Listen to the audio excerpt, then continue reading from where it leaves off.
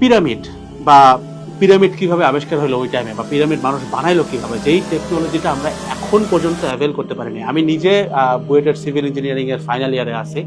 বিশ্বাস করেন, পিরামিড কিভাবে বানাইতে হয় এটা আপনি বুয়েটকে বাদ দিতে পারেন, বিশ্বের কোনো ভার্সিটির এখনো সক্ষমতা হয় নাই যে ওই লেভেলের পাথরগুলো, মানে ভাইয়া যেটা বলছেন যে এক একটা পাথর আপনার প্রায় মানে ওইটা মানে যত টন, ওই টনটাকে ক্যারি করতে গেলে এখন প্রায় 14 থেকে 15টা ট্রাক লাগবে, বড় ট্রাক যেগুলো 2 টনের।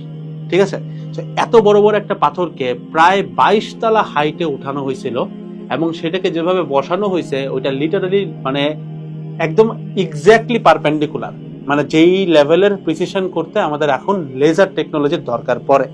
তো এইটার সাথে আসলে ইসলামের যোগসূত্রটা কোথায়? আপনাকে যদি তুমি কয়েকটা প্রশ্ন করে আপনি এটার উত্তর পেয়ে যাবেন। দেখেন, আপনি জানেন যে আমরা এই মুহূর্তে বীজগণিত থেকে শুরু করে মেডিকেল অজস্র টার্ম, মানে mathematics, medical and even physics তো একটা ম্যাথমেটিক্সের এক্সটেন্ডেড ভার্সন। এই সব জায়গাতে যদি আপনি একটু লক্ষ্য রাখেন, আপনি একটা জিনিস খেয়াল করলে বুঝবেন, এগুলোর এই বিভিন্ন লয়ের ইনভেন্টর মেজরিটি কিন্তু মুসলিম ছিলেন। বাট এই সিস্টেমটা তাদের নিজস্ব সুবিধার্থে এই মুসলিম ইনভেন্টরদের নামটাকে বিকৃত করে বিভিন্ন নামে তৈরি করা হয়েছে। বেশি বলার সুযোগ নেই, আমি বিশ্বাস করি আপনি ঘাটলেই এগুলোর প্রত্যেকটার উত্তর আপনি বের করতে পারবেন। অনলাইনে অ্যাভেলেবেল আছে, জাস্ট আপনার সামনে আসে না, কারণ এটা লুকায় রাখা হয়। ঠিক আছে, আপনাকে জাস্ট একটু সার্চ করে বের করতে হবে। আপনি জানেনই যে এই নামটাকে বিকৃত করে এই নামটা করা হয়েছে। অর্থাৎ এই মেজরিটি ইনভেনশন কিন্তু আমাদের মুসলমানদের হাত ধরেই আসছে, এবং এটা একটা পয়েন্ট। বাট এটা এক্স্যাক্টলি পুরো জিনিসটাকে ডিসক্রাইব করতেছে না যে পিরামিডে কি হয়েছিল। সোহাগ ভাই নিজে ভিডিওটাতে বলে দিয়েছিলেন যে আমাদের টেকনোলজি একটা পর্যায়ে একদম সর্বোচ্চ চূড়াটা রিচ করছে। অর্থাৎ ওই যে পিরামিডের আমলটা, অর্থাৎ মুসা আলাহিসাল্লামের যুগটা অথবা ফেরাউনদের যে যুগটা, ওই যুগের টেকনোলজি এতটা বেশি পাওয়ারফুল ছিল যেটা আমরা এখন পর্যন্ত ইভেন আমাদের এআই নিয়েও ওই পর্যন্ত পৌঁছাইতে পারি নাই।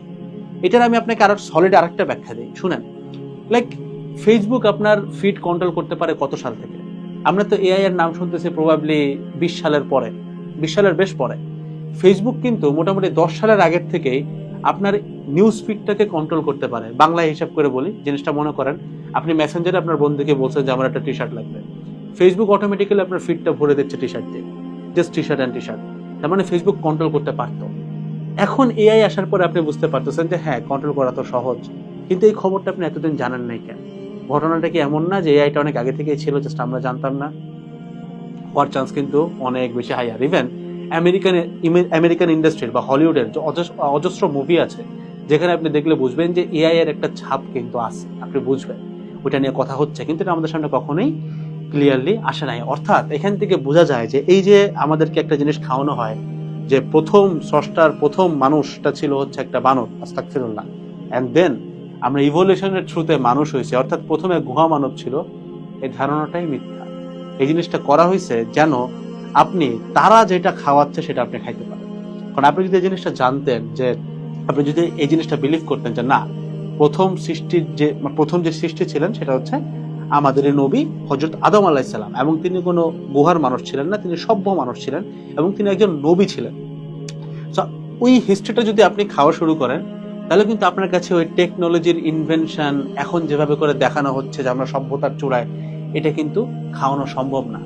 অর্থাৎ এখান থেকে আপনি একটা মেসেজই পাবেন, বারবার পাবেন, সেটা হচ্ছে এইটা যে সভ্যতা তার চূড়ায় বেশ কয়েকবার গেছে, এইটা জাস্ট আপনাকে ঢেকে দেওয়া হচ্ছে যেন আপনারা মানে আমরা অ্যাজ আ মুসলিম কখনো নিজেদেরকে ওই জায়গাটাতে ফিল করতে না পারি। আমরা যেন সবসময় নিজেদেরকে মূর্খ, অশিক্ষিত, মৌলবাদী মনে করি। এই জিনিসটা করার জন্যই জাস্ট এই আমাদেরকে এই ব্রেন ওয়াশিংটা দেওয়া হয় যে না, আগে আমরা বানর ছিলাম, কারণ আমরা তো আগে বলতেছি যে না আমাদের নবী ছিলেন, হাউ ডেয়ার ইউ সে, এইভাবে বলা, আস্তাগফিরুল্লাহ। বাট তারা এইভাবে করেই নিছে যেন আপনি কখনোই ওই হিস্ট্রিটার ভিতরে না যেতে পারেন।